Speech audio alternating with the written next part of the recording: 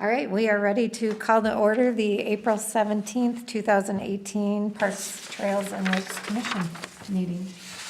And Jamie, can I ask you to take roll call? Jack McKenzie, Here. Jason Steenblock, Here. Jackie McNamara, Terry Steenblock, Here. and Doug Ramseth. Here.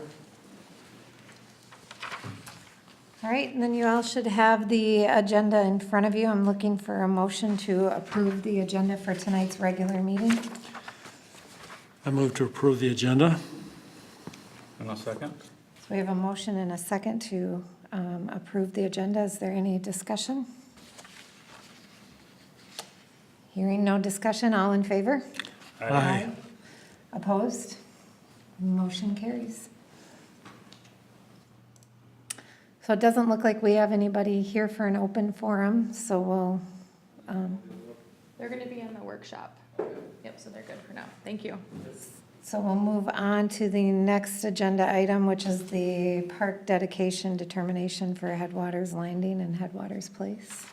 All right, good evening, Chair and members of the Parks, Trails, and Lakes Commission.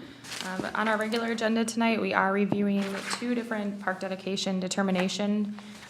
They are included as one staff memo, but we will look at these separately as they're asking for different approvals. So the first one, A, park dedication determination for Headwaters Landing.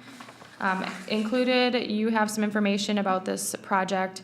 This is out at Fenway, and the developers submitted a site plan for a 45-unit affordable housing project, originally zoned multiple family. This was part of the original 2006 Headwaters Master Plan, so this is to complete that project.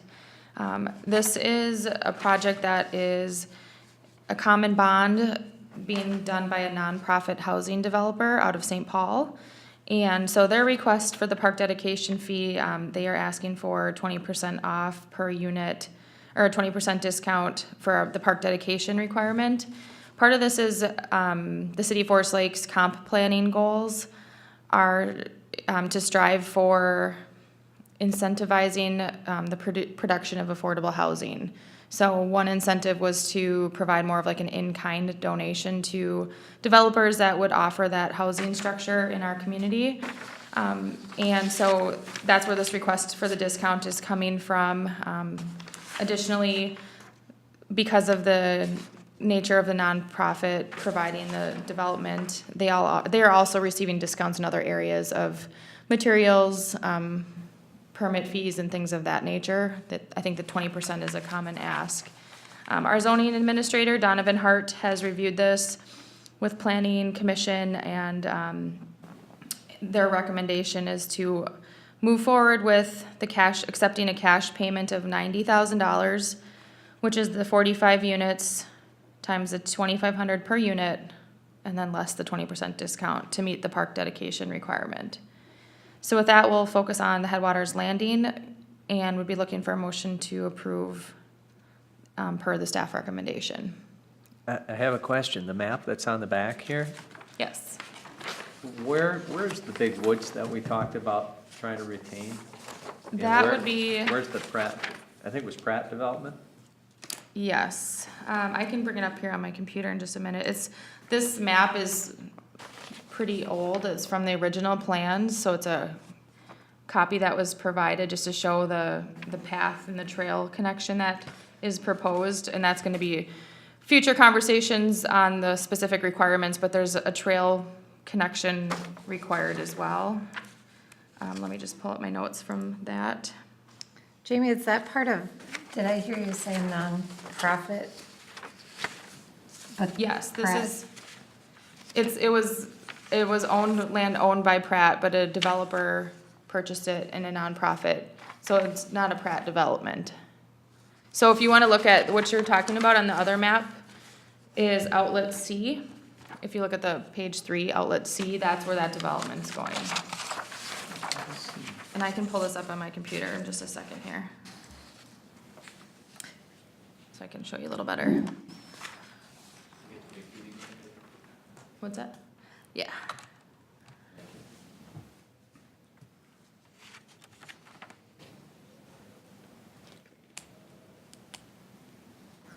Okay.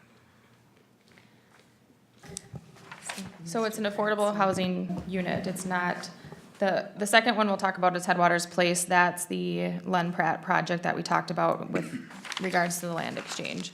So Jack, to answer your question,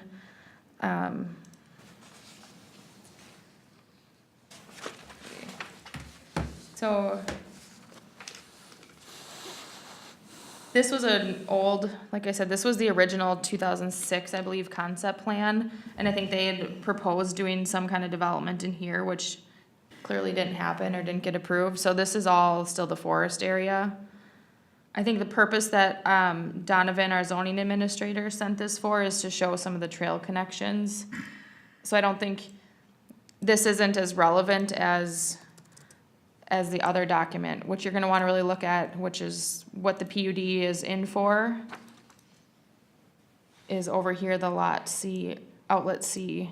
It's kinda hard to see, get the sizing right. So this is this is where he's putting that project, and it's gone before planning commission. And, so our request is part of our park dedication requirement, if you would wanna accept land or the cash payment. And our unit cost is $2,500 per unit. However, this developer is asking for the 20% discount on the developing fee, given they're a nonprofit building affordable housing in Forest Lake. So is that roughly about $23,000 reduction on that? Is that correct? It would be, yes, it sounds about right without having Okay. done the Okay. exact calculation, but I can do that too. Because I think it would be 112, 22,500. right? Yeah. So it's 22,500. 22,500. Yep. And ultimately, you know, Parks, Trails, and Lakes Commission makes a recommendation on what you would like to see happen. I think ultimately, it would be, city council would decide how to, you know, if, per your recommendation, if you want to include the full cost, that can be your recommendation to city council. Ultimately, city council would have the final determination on what the rate would be. And I think, again, I think this goes back to the comprehensive planning. Our comp plan has language in there with the city goal and objective to provide incentives for affordable housing. And that's where the request is coming in for the discounted rate. Again, also, I know you guys are aware, but our park dedication fund that we have is how we source all of our capital improvement projects. So I know it's a limited funding stream for all the developments or improvements we have in the community. Would this set a precedent? That's what I was just gonna ask. I believe it would just be more of a nonprofit. I think it's specific to nonprofit organizations. I believe at any time, anybody could put forward the request for a reduction. So let's just say Hosanna Lutheran Church, they use the gazebo at Lakeside Memorial Park. Could they, negotiate a discounted rate, or for any like facility reservation? At any time, I think that someone could come forward with a request for a waived fee or a reduced fee. That's where it would be a case-by-case situation, and I think this is specific for the fact they're developing affordable housing.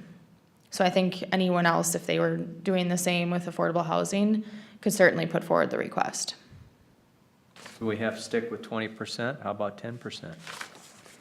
I don't know if that's a magic number that is, in some guidelines with the zoning requirements and a common number within the planning commission. So, I think the 20% is what I was informed, that they're getting 20% off on some of their other items. But if you think, it wouldn't hurt to make that recommendation if that's what you would want to consider. I'm just considering future growth of and enhancing our current park system. Mm-hmm. This is some extra money. I would say that it would be okay to make the recommendation to city council for a discount at at a fewer percent.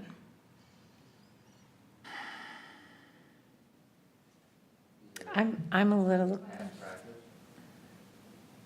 Donovan did not share any past practice, but I think this is a common request, because I did ask that of, what if Parks Commission, because this is our source of revenue for developments, what if they feel that this is, the discount should not be offered? the response that is that it eventually, ultimately, city council would have the determination. Parks, Trails, and Lakes Commission makes that recommendation to council on what they see as the best fit in their recommendation. Now, I do feel that this is somewhat common practice, given the fact that it's following our comp plan and goals and objectives there to provide an incentive to developers for building the affordable housing. So, I mean, that makes sense to me, and that's a common practice in that regard. I'm just curious if we had done this in the past recently to look at how we treated it. Do we need to? Sorry. Thank you. I was just curious if we could bring up past practice of what we had done recently, if there had been any other developers in a similar scenario who asked for a discount, whether we granted it at the suggested rate or a different rate, or if they went full price, just to help you guys understand what had been done, maybe find a uniform way to move forward, so as not to show biased or any other different influence. And if that's something, that information was not provided, I don't know the history of other affordable housing projects in the community, so if that's something that you'd like to receive. I know I did ask Donovan, I got this last week from him. He said he would like to have it approved. I don't know what his schedule is regarding continuing in the process of PUDs and planning and approvals, but if it's something you feel strongly about, we can certainly table it until our next meeting if you need a little more information on that to make a better decision on how to move forward. So that is an option if you don't feel comfortable today.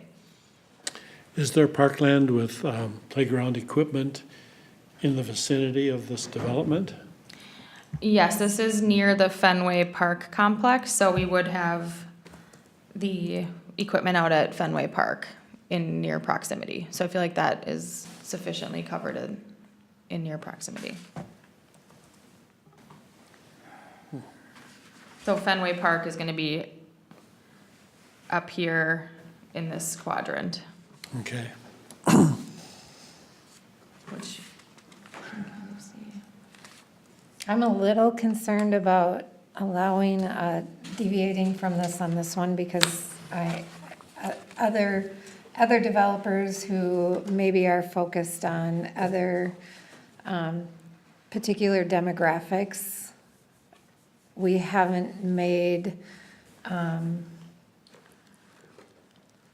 exceptions for them.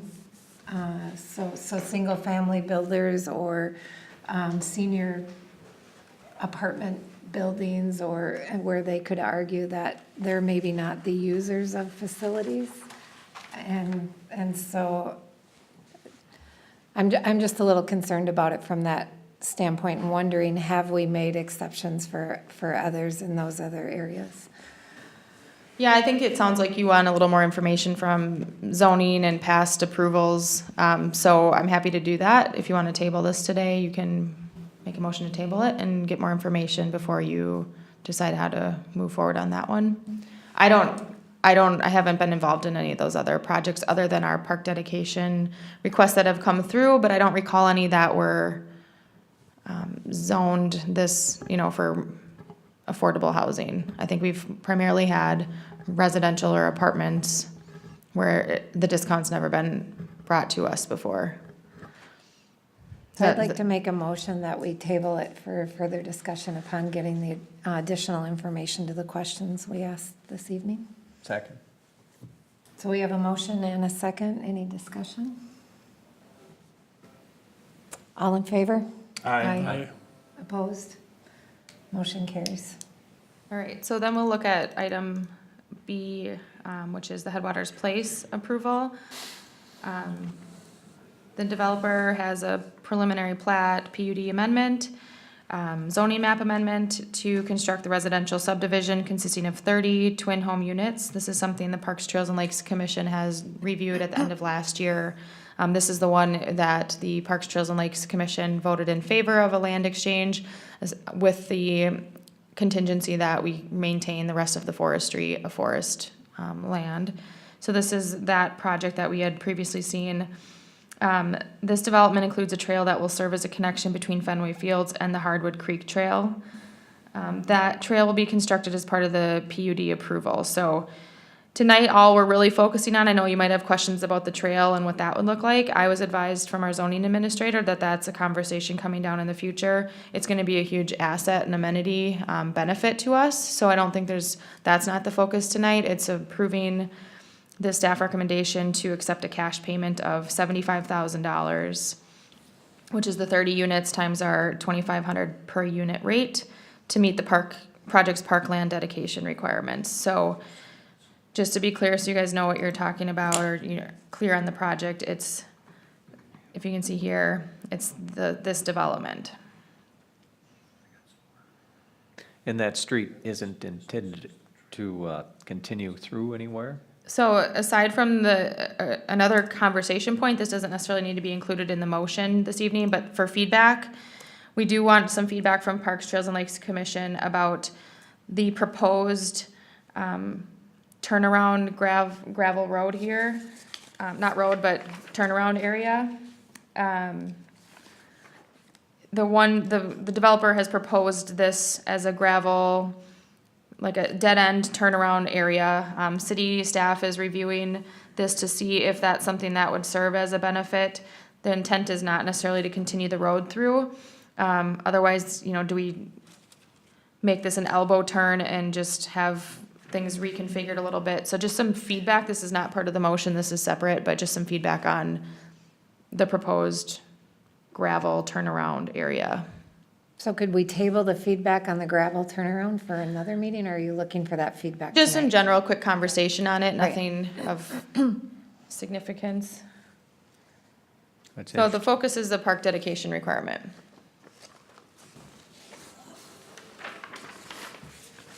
So we have a request to accept a cash payment in the amount of $75,000 to meet the project's parkland dedication requirement.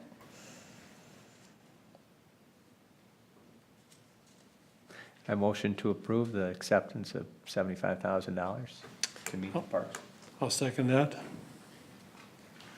So we have a motion and a second. Is there any discussion?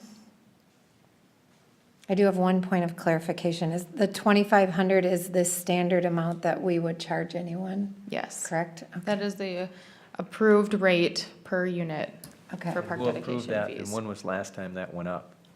It was approved, it was within a year and a half, 2016. We increased the rate from 1,500 to 2,500 per unit.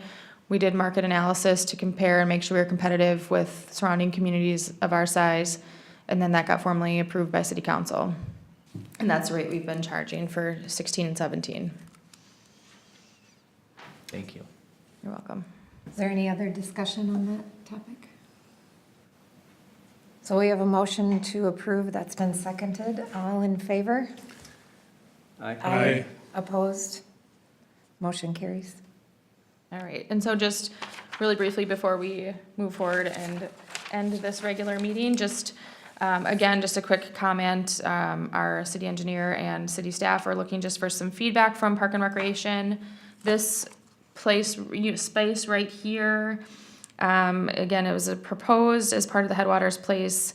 It's a gravel hammerhead turnaround adjacent to the woods. So the thought is maybe in the future it could be a spot for, do we extend sewer and water out? We want a facility in there. It's gonna align with the forest area, which people use as, a trail system.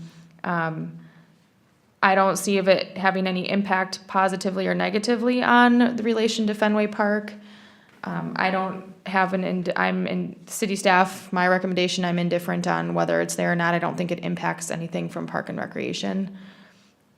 And that's the land that we swapped, correct? Correct. Okay. So just wanted to see if anyone had any thoughts or input, if you wanted to see this extended out with the potential opportunity of having water and sewer available there for like a restroom facility. If you envision it it's right by the forest area, so I can pull up a map if you want to see. Is this somebody's plan to anticipate encroachment into the forest area? Are they gonna stub off the city sewer water so that down the road it can be granted to build in that area?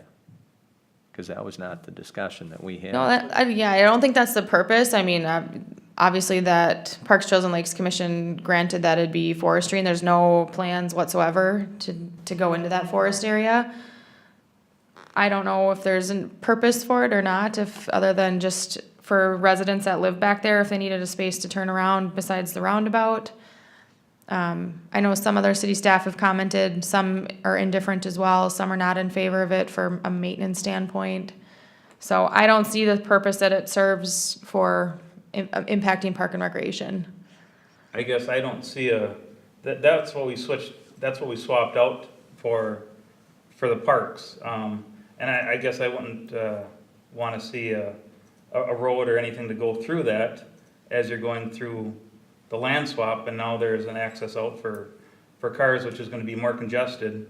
I'd like to see them cars move out the other way. Okay, that's good feedback. I was just gonna show I would you. agree with that, I think. Yeah, if it was anticipated, it should have been included at the beginning. All right, so not in favor of the proposed gravel hammerhead turnaround adjacent to the woods. I'm gonna just try to pull up here. That kind of makes those lots on the end a little undesirable as the alternative turnaround. So I'll do my best to kind of navigate, here, if you can see where I'm pointing, that's where the outlet C, which is the affordable housing development. So where we're talking about, give or take, would be somewhere in here, coming off of that development. So, I mean, it's gonna be somewhere in here as part of the land exchange. So let's just say for discussion purposes, let's just cut off this piece, right, for discussion purposes of the land exchange. So you can kind of envision that multifamily development being, here's Forest Road North. So it's gonna be somewhere in here and back here a little bit, give or take. So it's just really gonna be, that's kind of, let's just say it would be right in this area, would be that little gravel turnaround right by the forest.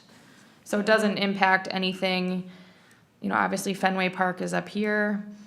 All it would serve as is an opportunity for, like, if someone wanted to go back there and park and then walk through the forest that way. I guess that was the only thing in my conversation with the zoning department on what that would serve as a purpose. But it's a very specific road. You'd have to know it's there, and I don't think many people would use it for that purpose. So that was, I'm indifferent. I don't think we need it for anything that would impact what we're working on. So if anyone wanted to access the forest, they would be coming up here and then could walk through. This isn't gonna impact the trail that goes through the forest. It looks like a stub of a road that they're planning on continuing with.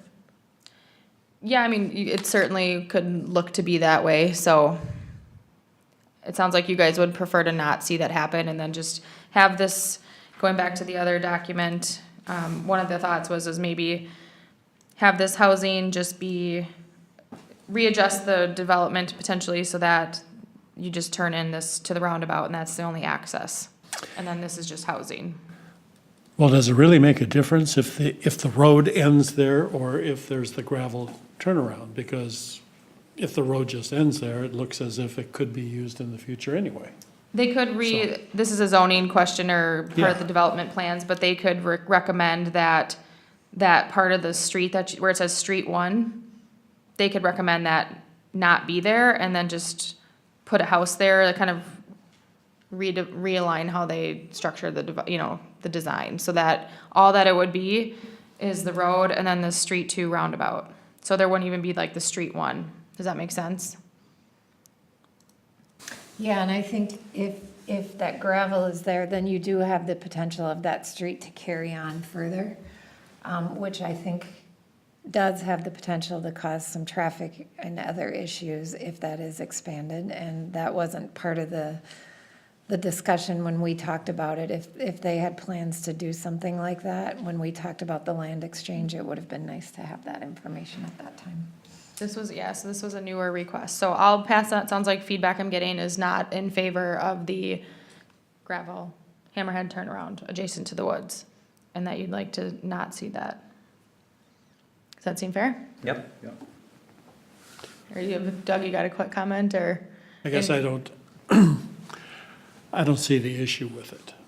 Okay, If you're going to require them to redesign their project as a result of that, of doing away with that, Well, this isn't the design we saw when we, or this Right. wasn't part of the discussion when we first looked at it 6 months ago.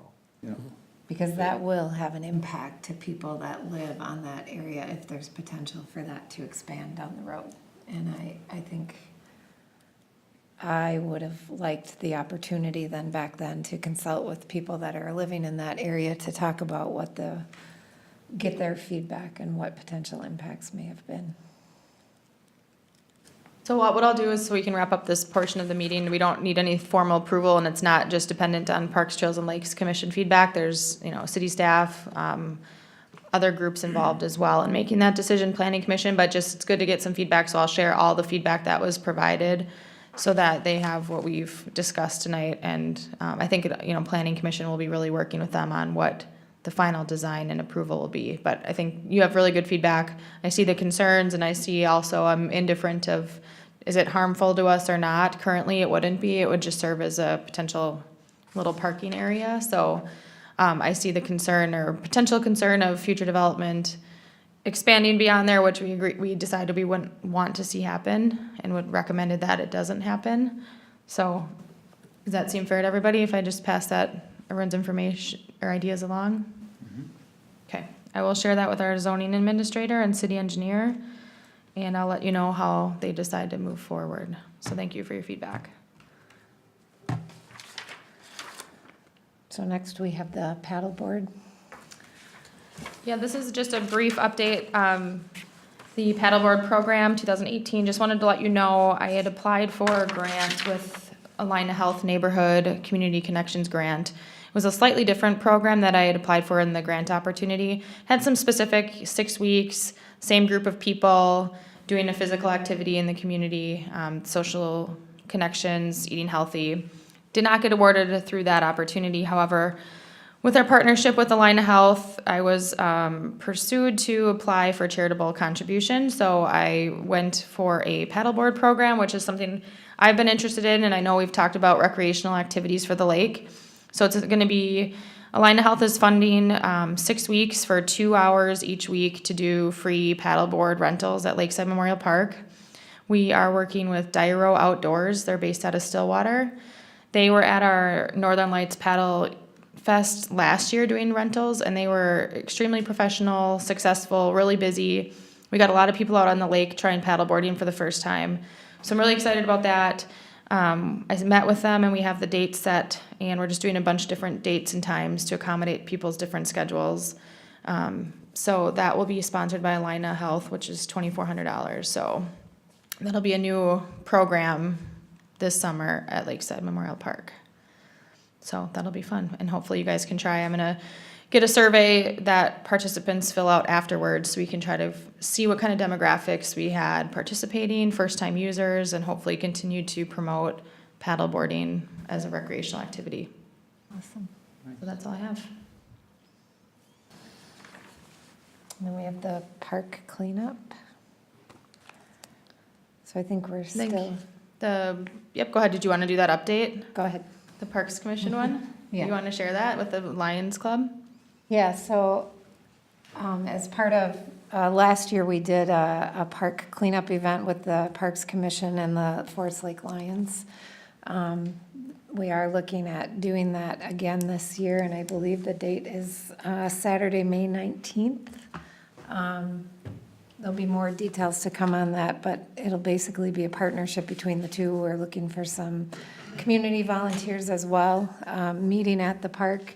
They'll disperse out, clean up the parks. There's a checklist for things that they've identified that need repair or otherwise, and then they'll come back to the park for a luncheon sponsored by the Forest Lake Lions. So More to come on the time, but if you can mark your calendars, if you're available for March 19th.